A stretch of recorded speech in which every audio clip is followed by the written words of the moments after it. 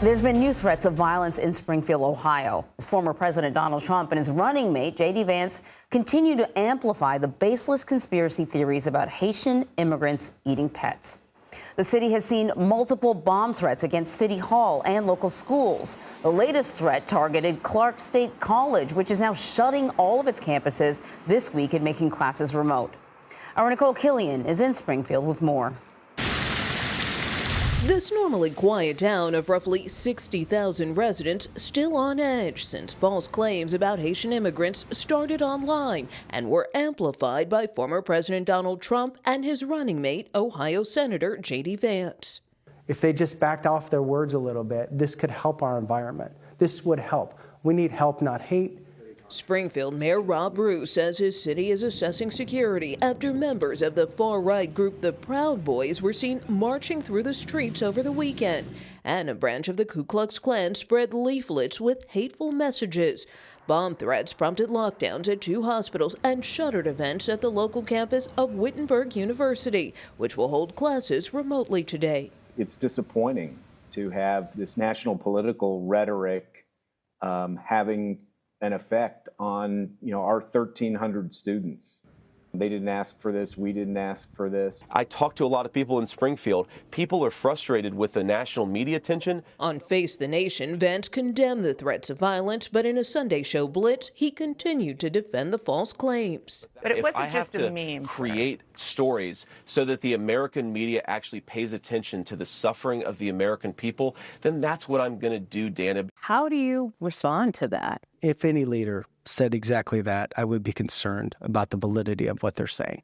I don't understand why the statement was made in that way. It confuses me. If you could speak to the former president or the senator right now, what would you tell them? We'd ask that you would listen to what the local leadership is saying about these baseless claims, and they're just not true. All right, so for more on what's going on in Springfield, I want to bring in Rhona Tarrant. She is the executive editor of CBS News Confirmed. Rhona, thanks for joining us. Let us start with what we saw in Nikole's story about Ku Klux Klan, the Proud Boys. What's been going on there? So there have been reports of at least 2 far-right groups in Springfield over the weekend. The first, the Proud Boys, who people might remember were involved in January 6th.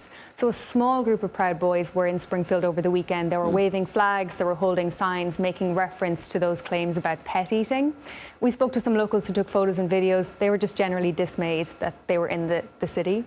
The second, we spoke to a local pastor and a local city official. They received reports that a branch of the Ku Klux Klan was leaving flyers in the city calling for mass deportations. Now, I actually looked into this group that were named on the flyer.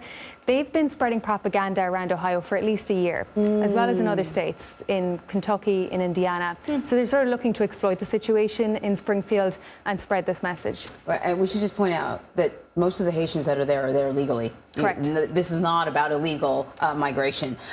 So is these claims of pet eating, now this sort of stuff is spread to Dayton? This is like sort of metastasizing.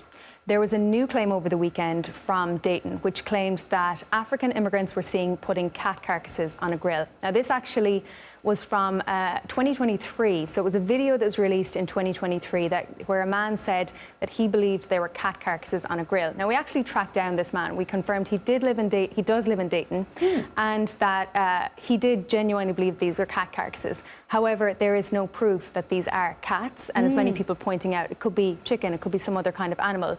Now, police and city officials were very quick to come out on this. They said they have received absolutely no reports and there is no credibility to these claims. They have also said they've called the allegations irresponsible. Wow, you guys do such great work, and I hope that we can have you on over and over and over again. Thank you very much.